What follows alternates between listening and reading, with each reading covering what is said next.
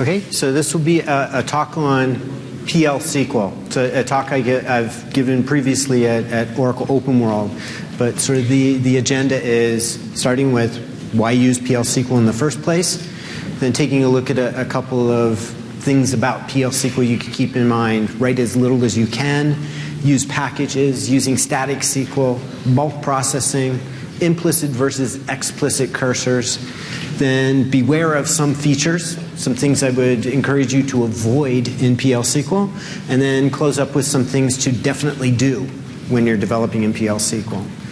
Now, as far as the why PL SQL, it is a real language. I frequently meet developers who believe that because it's a stored procedure language, it's like a little scripting language. It's not a real programming language. If you take a look at PL SQL and you take a look at the language, I've programmed in a lot of different languages, C, C++, Java, Ada, PL1, COBOL, many different programming languages, and PL SQL is right up there with the rest of them as far as capabilities, as far as being a 3GL programming language. And remember, it is the API to the database. In many cases, you're already coding PL SQL whether you want to or not, whether you be calling it from Java or C# or whatever, but a lot of your life is going to be invoking and using PL SQL in the first place. If your goal is to procedurally process data, after you make sure a single SQL statement can not do it, then PL SQL is simply the most productive language on the planet to do that. If I wanted to loop over all the rows in the table and do some process to them, the PL SQL to do this, and this is optimal PL SQL, as we'll see in the bulk binding section, this does things like array fetching for me and everything. This is optimal PL SQL in order to process all the records in the table, do some process against them. And if you notice things like the data types, I don't have to declare variables. I didn't even declare any variables in this particular example. I didn't have to, because all the SQL type, %row type, and in this case using an implicit cursor, I didn't really have to do anything. I'm protected to use select star. It's a bad practice. If this select star was in a 3GL program outside the database like Java or C#, it would be really unsafe. What if somebody came and added a column to the table and you were programming outside the database and it used select star? In those environments, your program would probably break because it now has an extra column that you're not set up to deal with. In this environment, if I alter that table and add a column or remove a column, this code takes care of itself. If I modify the data type of the column, the code takes care of itself. So in many cases, PL SQL can be somewhat self-repairing. If you compare this to the Java, you might have to write to do the same thing procedurally in a Java application. It might look like this. You're going to have to declare the variables, and you're going to have to figure out what the right data type is. In this example, I actually have a bug in my code because I mistakenly used an int for the salary, but sal is a 7,2 or a 5,2 or something like that. So that's the inappropriate data type here. And then the question would be, if I did want to take that number 7,2 and put it into a Java variable, what's the right data type for that? Or if I was in C, what's the right data type to put a number 7,2 into? A C programmer might say a float, of course, or a double. But they would quickly find out that if they took that number 7,2 and they put it into a C float or a Java float or a C# float, and then they put it back in the database, they would end up with a completely different number. Because the floating point numbers in C, Java, and such don't have the same precision capabilities as the Oracle number type does. And when you take it out, put it into a float, and put it back in, you invariably will have changed the data. So coming up with the right data types requires a lot of thought, especially if you want to preserve the data. Make sure that you don't damage it. And then you've got to prepare statements, and you got to make sure that you parse the statement. Well, here's a problem, because if I parse the statement, then I'm very tempted to immediately close the statement as fast as I can. That means if I call this subroutine 500 times, it'll actually parse the SQL statement 500 times. In PL SQL, there's optimizations. If I call this stored procedure 500 times, that SQL statement will be parsed once. PL SQL caches these statements open for me. Other languages don't have that necessarily built in. The programmer would have to take care of that. And so there's a lot of work here. The data type mapping, there's no tight coupling between the language Java, C#, Visual Basic, etc., and the database itself. They're two completely disconnected things. There's no code shortcuts, the statement caching that I was talking about, and you're not protected from database changes. If something changed in the database, you would have to come and revisit this code because the data type would have changed and the code wouldn't automatically reflect that, or maybe they added a column or took a column away and the code wouldn't automatically reflect that. It is the most advanced portable language I've ever seen. Sometimes when I say that, I get looks on people's faces like, portable? What are you kidding? It works in one database. Yeah, but it works in one database that's on virtually every platform you could ever consider running on. It is portable beyond belief. We go to large extremes to make sure that if we have a bug on one platform, we have the same bug on every single platform, right? In a Java virtual machine, they're all somewhat different. So even though Java is a portable language, you pick up the code from one platform and plop it down on another, odds are there's going to be something that's different as you move from virtual machine to virtual machine. You know, anything that can connect to the database can use and reuse PL SQL. A lot of developers talk about code reusability. The most reused components on the planet are your stored procedures. Whether you're in Oracle, SQL Server, or whatever database it is, as you change and evolve over time, your stored procedures stay in the database. You're using different programming languages, different programming frameworks. You know, the way we develop applications today in the year 2010, very different from the way we did it in 1995. But there's still stored procedures that were written in 1995 that are used today. It's portable, it's reusable.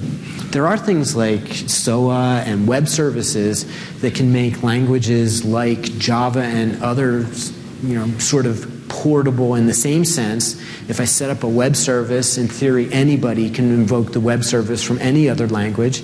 But that's a layer of complexity that goes beyond what most people need or want.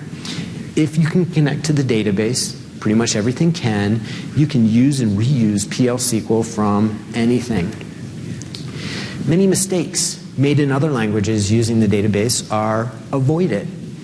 Bind variables. This is something, if you've read any of my stuff, you know I write about bind variables a lot and the proper use of them. If you're using PL SQL and you avoid dynamic SQL, you just use static SQL inside of PL SQL itself, it is impossible to not use bind variables correctly. That's a really powerful statement. Somebody's running into scalability issues, they've got poor database performance, 99 times out of 100, I swear, it's because of improper use of bind variables, and they're killing the system with literal SQL. It happens over and over and over again. Start using PL SQL, it's impossible to get bind variables wrong. Parse once, execute many. PL SQL always does statement caching. In other environments, you have to go out of your way to make that happen. In PL SQL, when you say close cursor, PL SQL says, no, not really. I'll pretend that it's closed, you'll pretend that it's closed, but we're going to keep it open.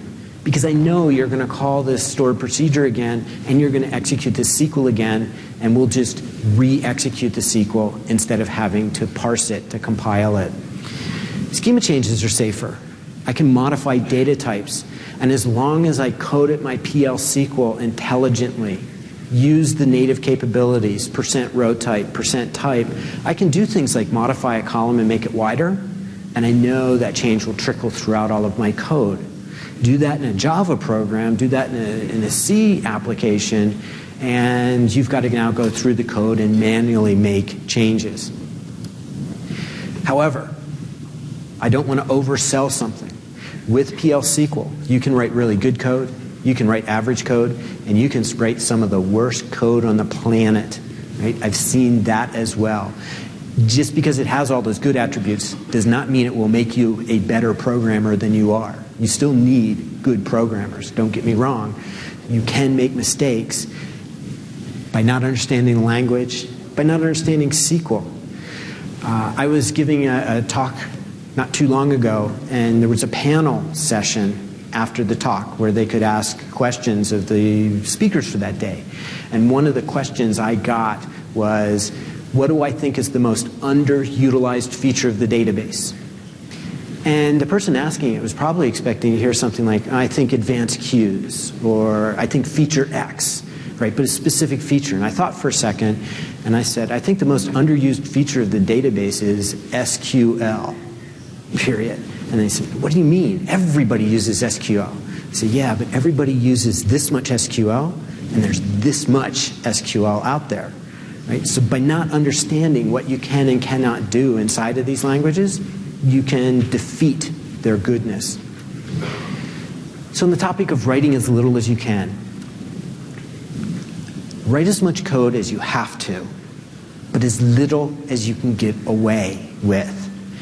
Think in sets. Really use SQL. Look at your procedural processes and ask yourself, is there a way I could implement this in a SQL statement rather than writing procedural code? You know, for X and select star from a table. Let me loop over it, insert into a local table. This should be a single SQL statement. This should simply be insert into a table, select star from another table.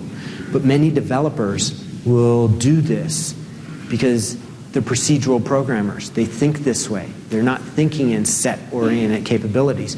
Or they'll come up with an excuse like, well, I need to make sure that if one of those records fails in the insert, I skip it, I log it or something like that, and I process all the records that I can. Well, keep up with database features. As of 10G, you can do that. You know, if the goal was to load as many records as possible and log failed records into another table, I could write more and more code to do that. I could have an exception block and insert into another table and so on. Or I could just use the log errors clause. That says insert into that table everything you can, log the errors into this other table, reject limit unlimited. It will go ahead and put as many as it can into the table, the rest into a log table. Just like using the bad file in SQL Loader would. SQL Loader can load all the good records and log the bad ones off into another file. Keep up with SQL, figure out what it can and cannot do, and do as much as you can inside of SQL without writing code. Less code equals less bugs. Here's another coding technique I see frequently. I want to take it easy on the database. I heard that databases doing joins is bad. I hear that sorting data in a database is bad, so I want to take it easy on it. And they'll do something like this. For A and select star from a big table. Then what I'll do is I'll take the key from that and I'll hit table T2 with a really easy small query that just does an index read and gets the record from T2. And for every record I get from that, I'll do another small index read into T3. Because you know, if I put all three tables into a single query and I join them together, Oracle would use that dreaded full scan thing. You know, and full scans are bad, they're evil. They're bad, they're evil if you're getting a small amount of data. If you're getting all the rows from T1, 2, and 3, we want to join together. This is going to take hours or days to complete, yet I see it happen over and over and over again. Don't try to outthink the database. Just pack whatever you can into a single SQL statement. More code equals more bugs. Less code equals less bugs. So here was a code snippet that I found on a nice website. It's called Oracle WTF. That stands for worse than failure, of course, not what you guys are thinking. But here was a piece of code somebody had developed So a nice PL SQL code, get ID, send some inputs, get some outputs, and what they do in this code is they call yet another procedural process, lookup ID. That must be running a SQL statement with a select into or something, returning the number 0 if it's not found. Okay. So it's using return codes. I don't really like that, but whatever. We get this ID. Then we go into this loop. While new ID is equal to 0 and Vmax tries is greater than 0. Vmax tries starts at 127. So this will basically loop while this new ID is 0, and they'll try to do this insert into a table. And when it fails, when anything happens, we'll ignore it, right? And then we'll decrement that counter. Now, if it succeeded, the new ID would not be 0 anymore. It would have sequence.curval, and we'd break out of the loop.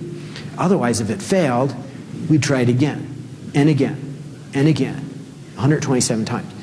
Have you ever done an insert statement where it failed, and then you just re-execute it right away, and it worked? Where's the logic in here, right?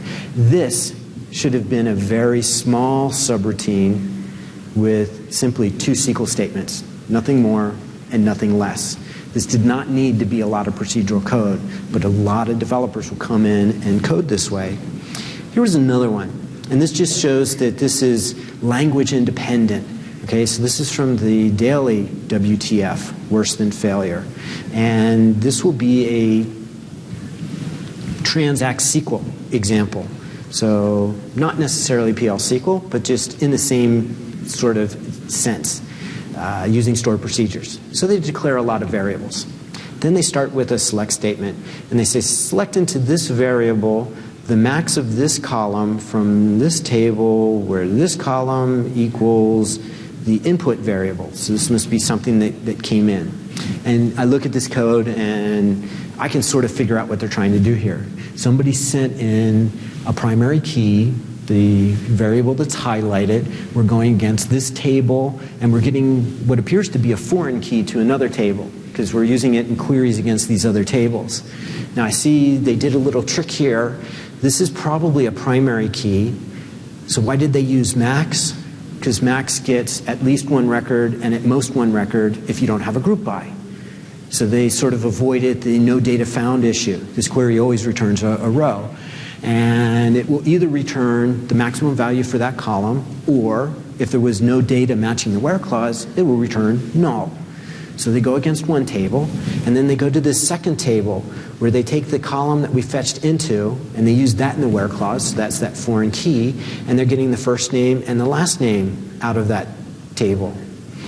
Now, most of you could probably see how those 2 SQL statements should be 1. Right? We could do that in a single SQL statement. Now, once we get that, they needed to make sure that the nulls problem wasn't a problem here. And so they would use the select statement to assign something as a default value for the first name and the last name if that came back null. So now hopefully most of you could see how these 3 SQL statements should have been a single SQL statement. But it gets better, because in addition to the first name and last name, they also needed the email address. And notice what table they're hitting. It's the same table as the first name, last name, and the where clause is identical. All they did was they went back and picked up the email address, and then they needed the title for the person.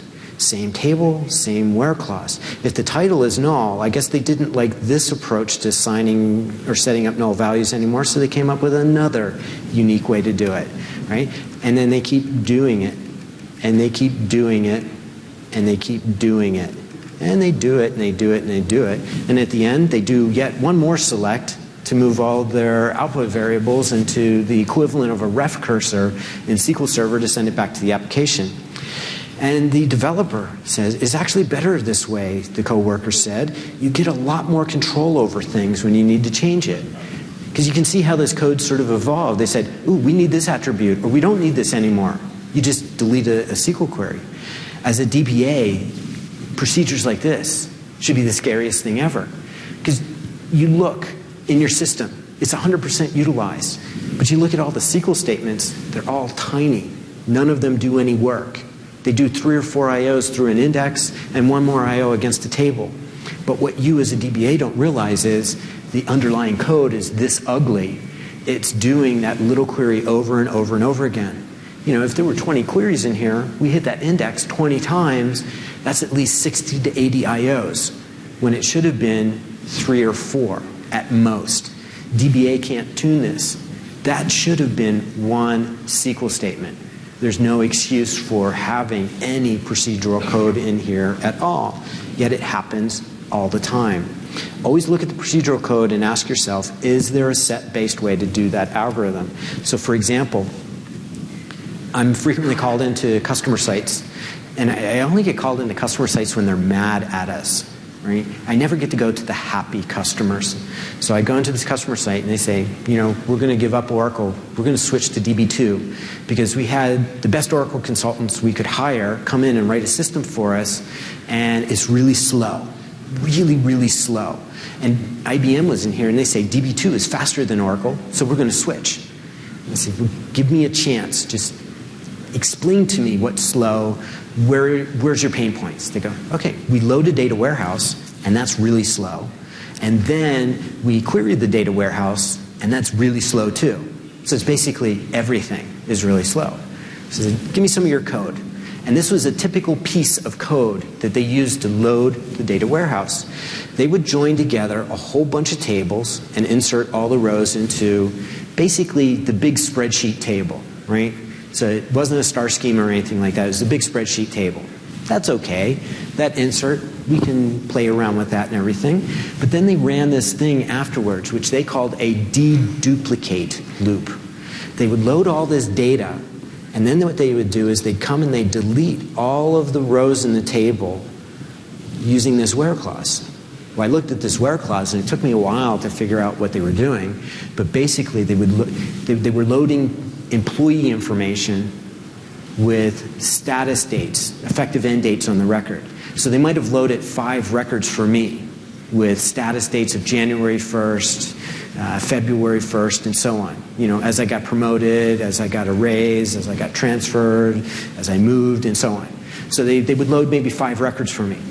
Then they would come and they'd run a select statement, select empno, minimum of status date, get the oldest date, just one old date, from this table for each employee number whenever the employee has more than 1 record. So they would find my oldest status record and delete it. So now I'm down to 4. And since they deleted at least 1 record, they would do it again. Then they'd delete my 2nd oldest record, and my 3rd, and my 4th. And then they find my 5th record and say, he only has 1 record, delete no more. Isn't that a really bad way to load a warehouse table? Put in 5 times as much data as you need, and then go and remove 4/5 of the information from a table that you're going to full scan frequently, and do it in the most inefficient way possible. So I looked at this code, and I basically wrote down what it did, and I put it up on the whiteboard for him as I was walking through my findings and my suggestions for the right way to do this. And I said, this is the logic that it would go through. You know, it would get rid of my oldest status records and leave the last one unless I had 2 status records on the same day. Like maybe I got transferred and I got a raise on the same day. I would have 2 status records. This code will get rid of both of them. And they said, no, it won't. I said, yes, it will. They said, no, it won't. Yes, it will. And what I had to do was actually load up a table with sample data and walk through it and say the first time through, we would get rid of the blue records. The second time, we'd get rid of those blue records. The third time, because that last 2 rows on there have the same status date, the count is greater than 1, we would get rid of both of those, and this table would end up with 1 record. And they still didn't believe me. So I had to put it in a database table and run the code. And they said, okay, apparently we have a bug in our application. And I said, this is how I would write this, as a single insert. Let me take your data, I'll take your join, and what I'll do is I'll get the maximum status date for each employee, the most current record, that's the one I'm interested in. And what I'll do is I'll count the employee records by empno and status date. I'll use those analytic functions. So as I'm running your join, I'll get 2 extra columns, and all I need to do is keep where the status date is equal to the maximum one and count equals 1.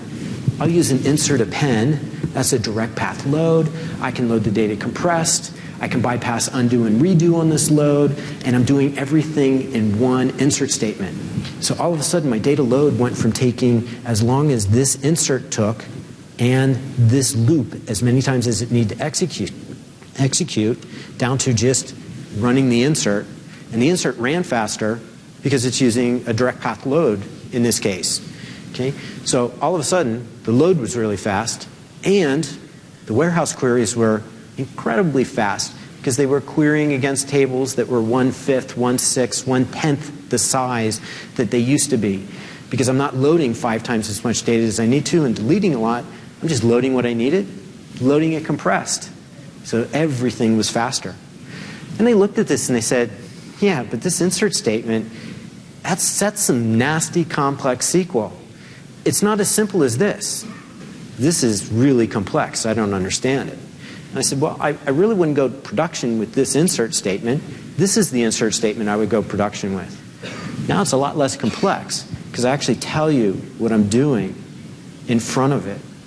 And if you think that this code is more understandable because it's procedural, well, then explain to me why it took me half a day to convince you that it has a bug. You don't even know what this code was actually doing, right?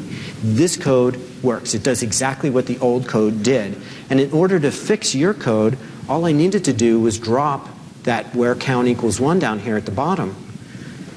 This would load all of my last status records. So if I got transferred and got a raise on the same day, I would end up with 2 records. And if that's not what you want, we would just change the logic a little bit. I would add row number. And what I do is break the data up by order the date by status date, and assign the numbers 1, 2, 3, 4, 5. And I'd only keep the first record for each employee. And this becomes pretty straightforward. Once you learn the analytics, this isn't even scary anymore. And so they still use Oracle because it runs faster than fast enough now, but it's because we removed procedural code. So it's sort of funny, I'm giving you a talk on effective PL SQL, and I'm telling you to write no PL SQL. That's the most effective PL SQL on the planet. Less code, less bugs, typically faster. So here's another piece of advice on writing as little as possible. When you're writing code, make sure your routines, your methods, functions, whatever you want to call them, fit on a screen. Run out and buy the biggest monitor you want, but make sure the logic can fit on a screen. Otherwise, you can't understand it. If you have to page up and down, it's too complex, too much code in a single routine. Break it up. You know, in the old days, that used to mean I had 24 lines for a subroutine because monitors used to be 24 rows by 80 columns or even smaller. Now they're much larger, but just make sure you can see the entire thing. Use packages. The first reason why is they break the dependency chain. And this was most relevant in 10G Release 2 and before. It's not as relevant today, but you should still use packages. But back in 10G Release 2 and before, if you created a procedure P1 and another procedure P2 that called P1, both would be valid. If you replaced P1, so you modified the stored procedure P1 that P2 calls, P2 would go invalid immediately. And you'd have to recompile that code as well. If you used packages, that would not happen. If P1 was in one package and P2 was in another package, and you recompiled the package with P1, you would not have to recompile the package containing P2. It would not go invalid. It breaks the dependency chain. In 11G Release 1 and above, this would actually change. If I create or replace procedure P1, P2 would stay valid in 11G Release 1 and before. It was a new feature of 11G Release 1. If I didn't change the inputs or outputs of a stored procedure, we knew that none of the other code could be affected by the create or replace, so it would not cascade the invalidation anymore. They increase your namespace. You can only have one procedure P in a schema. What about that addition-based redefinition thing I just finished with in the first presentation? That actually allows me to have 2 versions of procedure P in there, but there's really only one procedure P in that schema. But if I use packages, I can have a procedure P in every single package. I put lots of functions into a package. This increases my namespace because the package name needs to be unique, not the procedure and function names. They support overloading. Overloading means I can have in a package, in one package, 5 copies of procedure P, and they only differ based on the inputs that they take. This is a feature that could be viewed as positive by some, negative by other people. To me, I view it positively. Overloading can be very useful in API, application program interface packages. If you look in the data dictionary, 259 out of 728 sys-owned packages, the APIs to the database, employ this technique. You know, DBMS SQL, if you've ever used that, has a routine bind variable. We're back to bind variables again. Bind variable is overloaded to take numbers, dates, strings, clubs, raws, and so on. So you don't have to call bind variable number, bind variable date. You just call bind variable and pass it the inputs, and it picks the right routine based on the inputs.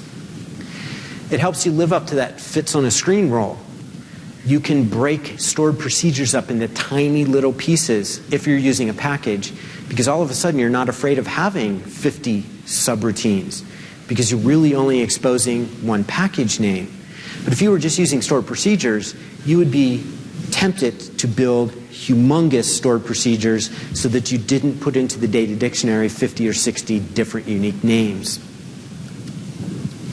Use static SQL. There's 2 types of SQL inside of PL SQL. The stuff you just type in, 4x and select star, that's static SQL. It's known at compile time and does not change at runtime. The only thing that changes about it would be the inputs, the bind variables to it. There's also dynamic SQL, where you can build the query in a string and dynamically open it at runtime, fetch from it, and so on. Using static SQL, the advantages are, you know the SQL will probably execute. It is syntactically correct. We know that at compile time. You have access to all the underlying objects. We know that the tables you're querying, you've been granted access to get at them. So you know the SQL will probably execute. It could still raise a runtime error, divide by zeros and things like that. But the SQL itself is syntactically correct, and the objects it's accessing are known to be accessible by your stored procedure. It will create the record types for you. If we know the SQL at compile time, we can automatically create variables of the right data types, records of the right data types, and so on. The compiler does more work, so you don't have to. All the referenced objects, the dependency mechanism kicks in. I create a stored procedure using static SQL. I can tell you what tables it accesses, what views it accesses, what synonyms it uses.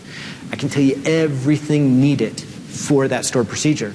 So you can look in the data dictionary and answer the question, is anybody using this? Well, if you're using stored procedures with static SQL, you can answer that question very easily. And if something changes, you know right away if something's broken. If you alter a table that a stored procedure uses, that stored procedure will go invalid. So you know immediately all the affected objects, they're invalid. You can then go try to recompile them, and if they don't recompile, you know it's broken. If you've got all your SQL outside the database in Java or C# or Visual Basic, you'll find out you broke something slowly over time as those applications start throwing error messages, because you don't have that tie between who's using what tables. Dynamic SQL makes it easy to lose out on the benefit of parse once, execute many.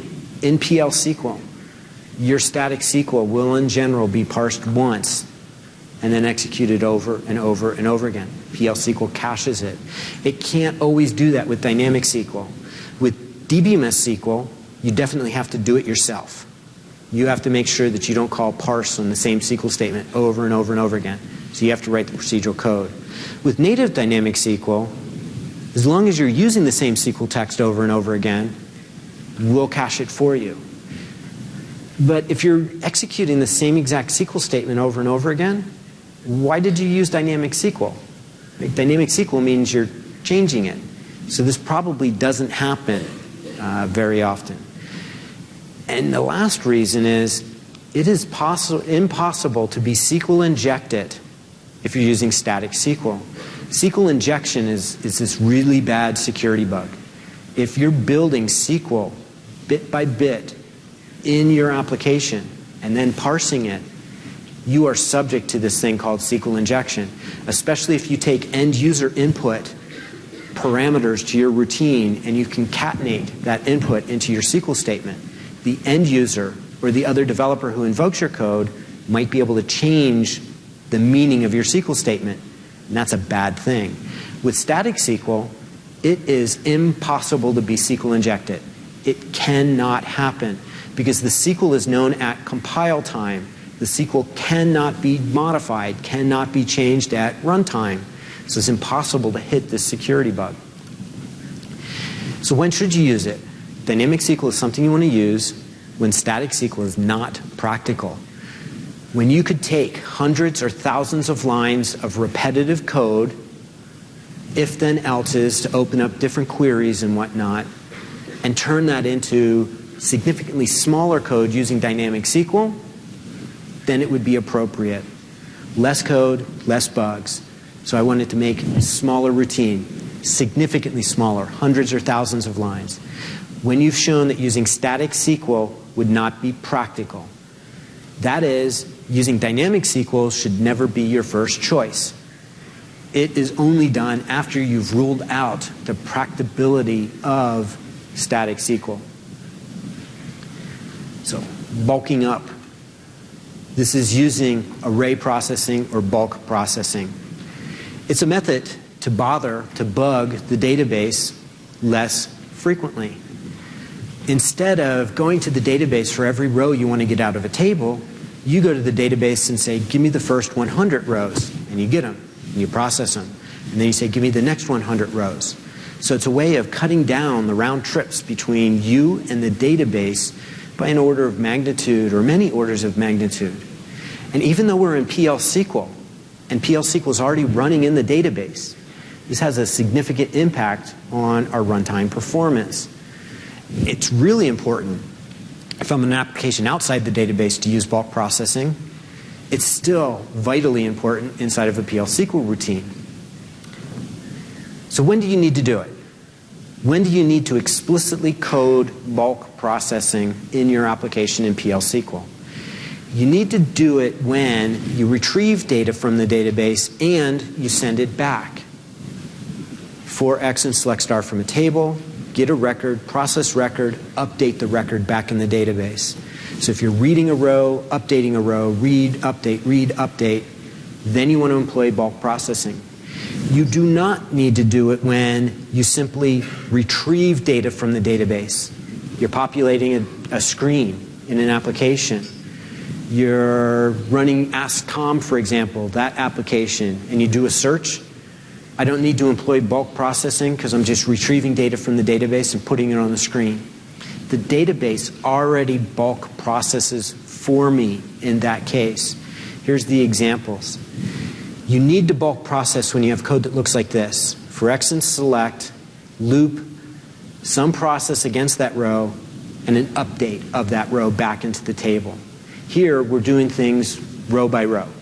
We need to take that update statement and batch it up. We don't want to update a row at a time. We want to update 100 rows or 500 rows at a time. You don't need to do it when you have code that looks like this. For X and select star from the table, loop, display the information. Write it to a file. Put it on screen. Note the data is coming out of the database and is not going back into the database. So there's no update, insert, or delete inside the loop. If you have a case like this, you don't need to bulk up because Oracle has already bulked up this select statement for us. This select statement, whenever I use an implicit cursor for X and select star, for X and cursor name, Oracle implicitly array fetches 100 records at a time for me. This is already doing bulk processing. This select statement up here is doing bulk processing as well. The update is not. We would need to make the update be bulk processed. And the way we do this is by writing a lot more code. This is just an example of what the bulk process code would look like. You have to declare some variables and data types, array types. You have to use an explicit cursor up here to find the cursor, open it, fetch, bulk, collect, some number of rows. I limit it to n rows at a time. I set n to 100. Once I get those, I have to run another loop that does my procedural process against that data. And once I've processed those 100 records, I can then do the bulk update back to the table. But once again, this would be compared to the simple non-bulk code for X in the same select statement, do the procedural process against that row, and then do a single row update. So this is the good code. The big code is good. The other small code is bad. That seems to conflict with my write as little as possible. But what I said was write as much as you have to and as little as you can. In this case, the least amount of code you have to write is the big stuff over here. Because if you were to run these two pieces of code and compare their performance, you would see something like this. Here's the TK prof from the bulk process. Okay, so if I look at this update statement, I can see I executed the update statement 719 times to update 71,825 records, and it took about 12.83 CPU seconds. The other one that did the update one row at a time, it called it 71,824 times, used almost twice as much CPU, 21.25. And that's because we were going back and forth and back and forth and back and forth. So this is why you want to write the bulk code. That's why the big code is better than the small code. However, if you ask me, the only correct code would be an update statement. So let's take that bulk where we did the 719 at 12.83, and I just rewrote that. Instead of read a record, process a record, write a record, I just did all the work in the update statement. I found a set-based way to do it. I executed it once, and it goes from 12.83 down to 1.3 to update exactly the same number of records. The more bulky you can make your process, the better. And you can't get any more bulky than a single update statement. That would be the right approach here. Returning data. I want to return data to a client application outside the database. Either use simple formal out parameters, meaning have a stored procedure with in-out parameters, and just call it like any other procedure or function in any other language. Or, if you need to return a set of data, use a ref cursor. Far too often I see people run the query in the stored procedure to populate a collection, PL/SQL index by table, a nested table, or a V-array, and then return the collection to the client. That's the wrong way to do it. Do not do that. Use a ref cursor to return sets of data. That makes it easier to program. Every client can handle a cursor and can fetch from it. Returning a collection to a client can involve writing a lot of code to interact with that collection.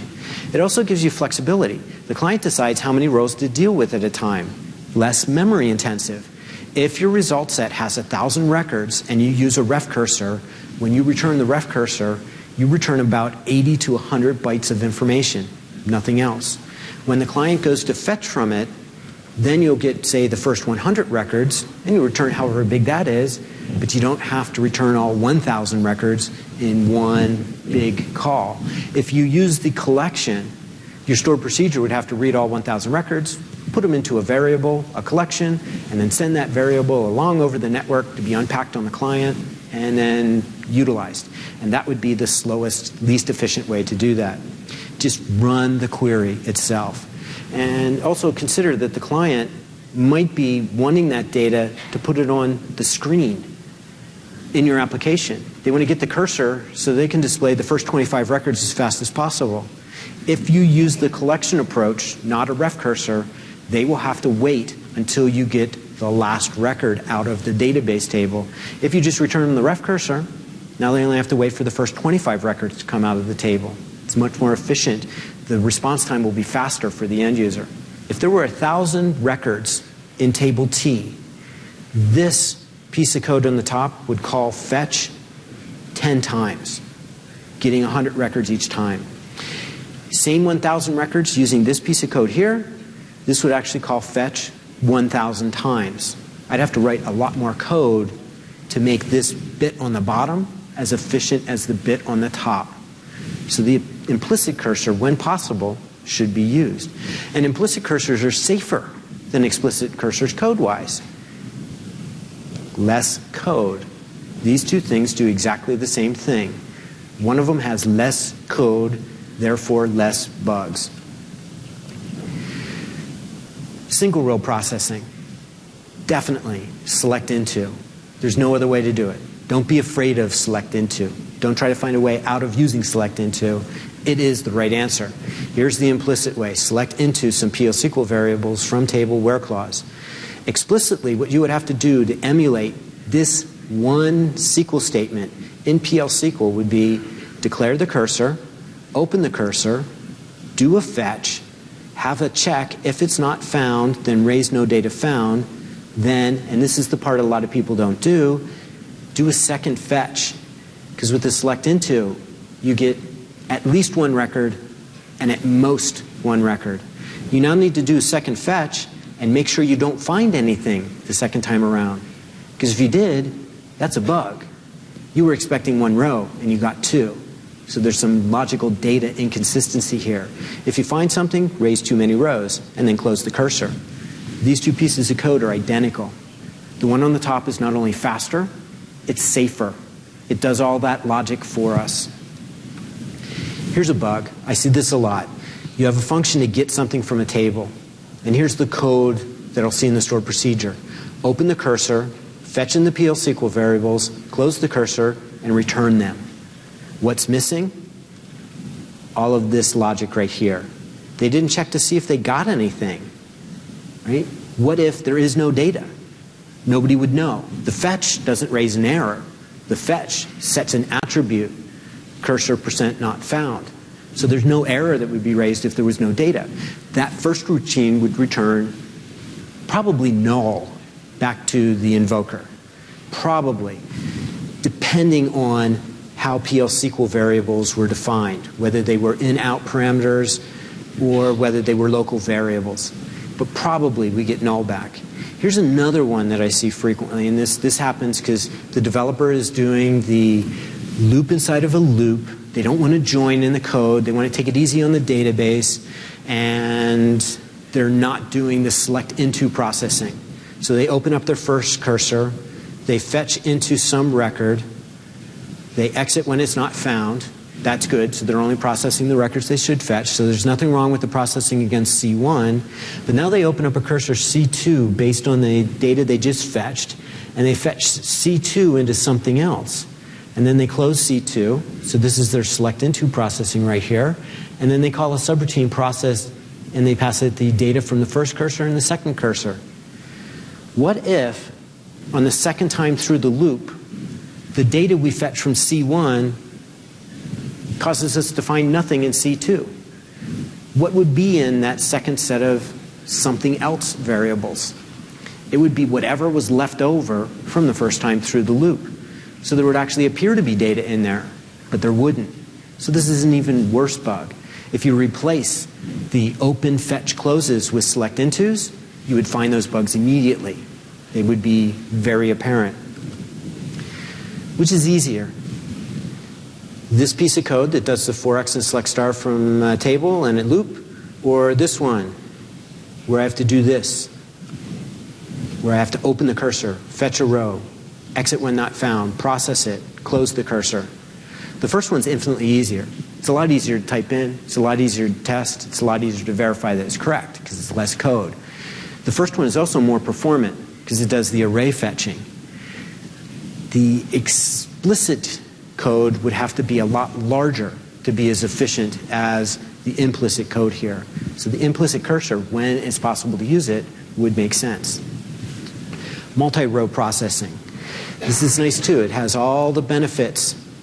It looks like I'm using an explicit cursor up here.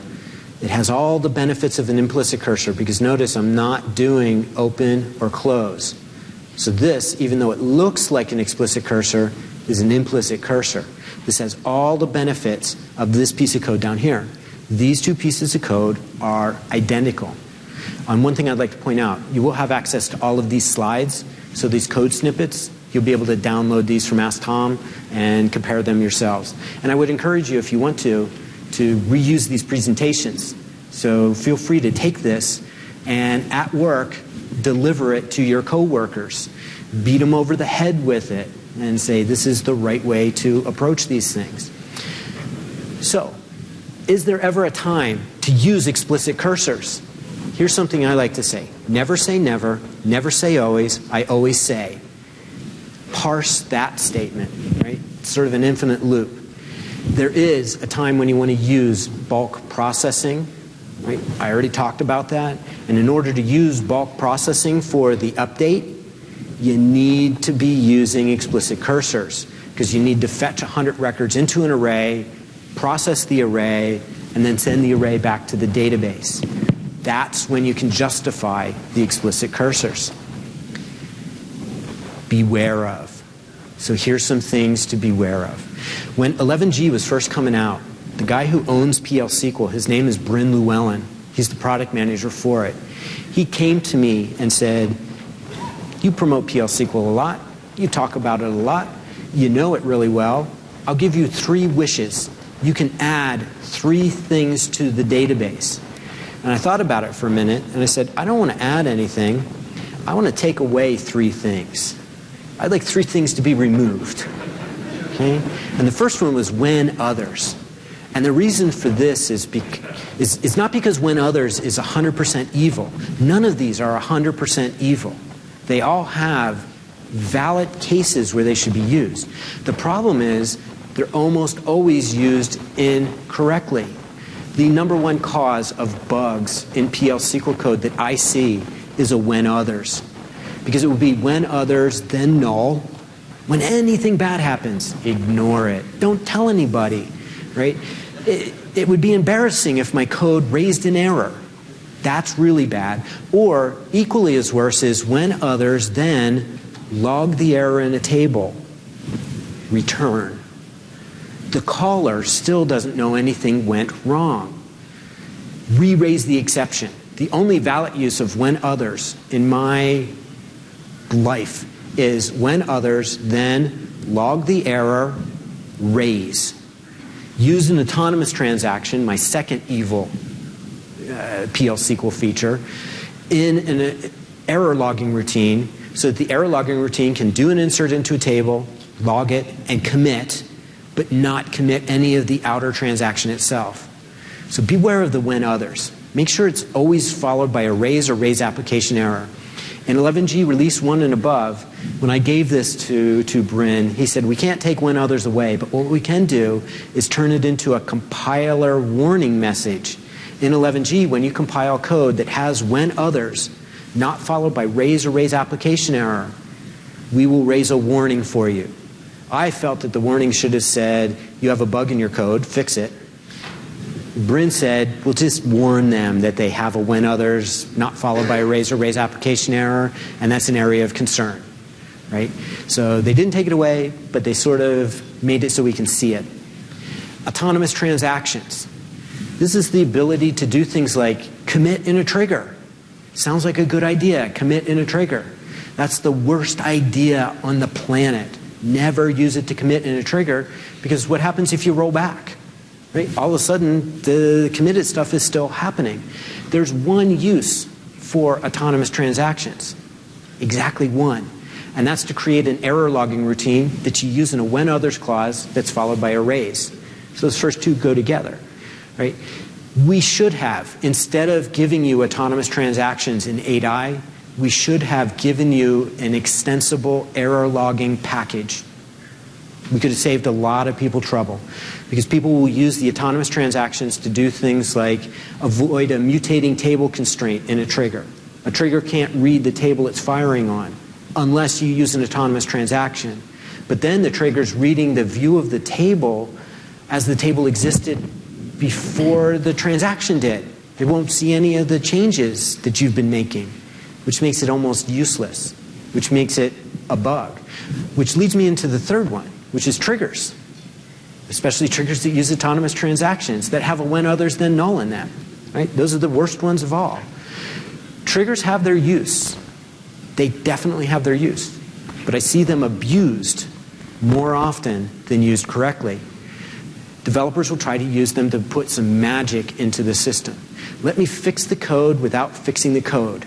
And what invariably happens is 3 years from now, somebody forgets that the trigger's there and they do something disastrously wrong because of its existence. Or the developer will use the trigger to try and enforce integrity in the database in some way, shape, or form. Let me make sure that I have a parent-child relationship here in place. I didn't want to use foreign keys and primary keys. I'll do it myself. Well, in Oracle, reads don't block writes, writes don't block reads. In a multi-user environment, I can't see your changes, you can't see mine. My changes don't block you, your changes don't block me. It doesn't work. I need to use the lock table command. Anybody who's doing referential integrity or any sort of complex integrity constraint in a trigger, probably 99% of that code does not work in real life. Just give me the trigger code and I'll look at it and say, what if user 1 does this and user 2 does this, and then they both commit? You'll have bad data in your database because you didn't use a lock table command. So using triggers when you should have used another database feature, like referential integrity, is a bad idea. And lastly, some things to do. Instrument your code. What I mean by that is put a lot of stuff in the code that makes it so that when it's running in production and it's not running correctly, you can update a row in a table and get a big trace file from your application. Just like we can always turn on SQL trace to tell you all the SQL and how it's performing in your application, do the same thing in your application. Make sure you can turn on a trace and go production with it. Take that debug code into production. Because in production, they won't let you drop in a new version of your code to find a bug, but they will, for whatever reason, allow you to update a row in a table. So if you make your debug stuff, table-driven, you'll be able to get this trace information from your production system. Use the tools. SQL Developer, it is for free. It's got built-in source code debugging. You're sitting there, you're running PL SQL in the database. Maybe you need to single step through it. Okay? Maybe you need to watch variables, set breakpoints. Set a breakpoint in that trigger and see what happens when the trigger's fired. Performance, hierarchical profiling. Figure out what the procedures are calling each other and how long each one's taking. Tracing tools, Ash and AWR are built into SQL Developer as well, so that you can get access from a developer perspective to a lot of this tracing information. PL scope, this is cross-referencing. In SQL Developer, you can hover the mouse over a variable, and SQL Developer will tell you where that variable was defined, where it's referenced, and where it's assigned to. So you have every advantage that you have with Java, C#, and so on. You have it inside of this tool. And always test things out, especially advice. I used to advise to use bulk collect for everything. If I had been giving this presentation in Oracle 9i, my advice would be different. In Oracle 9i, implicit cursors did not array fetch. They fetched a single record at a time. Starting in 10G, that implicit array fetching that I was talking about started. And so the advice changed. So you have to watch out for that. Things change over time. Question authority, ask questions in a friendly way, of course, but feel free to ask questions. Okay? Thank you very much for your time and attention. Hope you enjoy the rest of the day.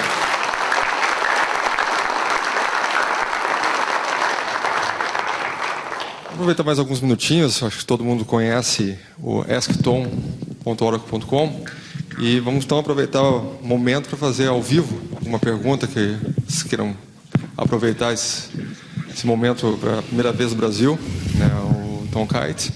Alguém gostaria de fazer uma pergunta? Pode ser em português mesmo, ele vai estar com um aparelho de tradução. Aproveitem.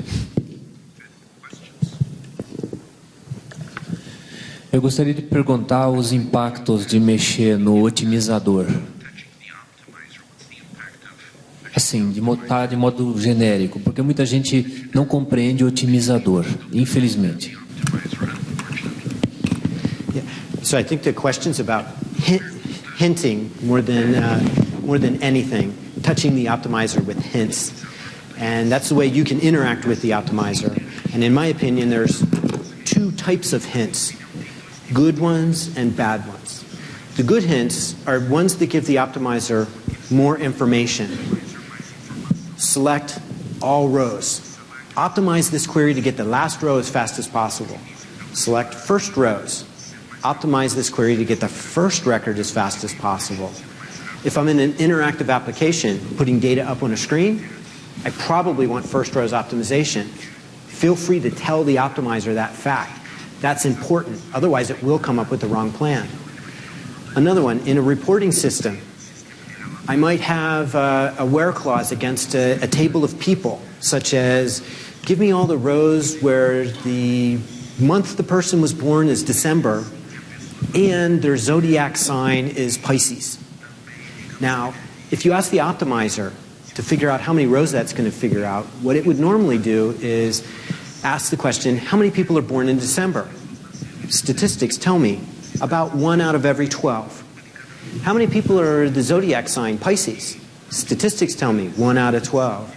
But if I ask the question, how many are born in December and Pisces, we all know the answer should be 0, because all of us Pisces are born in February or March. None of us are born in December. There's a relationship there. But the cost-based optimizer is going to figure that's 1/12, multiply them together, 1 out of 144 records is going to come out of that table because of that. What I want to do is give the cost-based optimizer the ability to figure out what the real answer is. It had a guess. So I have another hint, dynamic sampling. This is a good hint. I can tell the optimizer when you hard parse and you guess, use a dynamic sample. Go out and query the table real fast and validate that guess. And instead of guessing 1 out of 144, it's going to guess much closer to 0. And it's going to get the right query plan.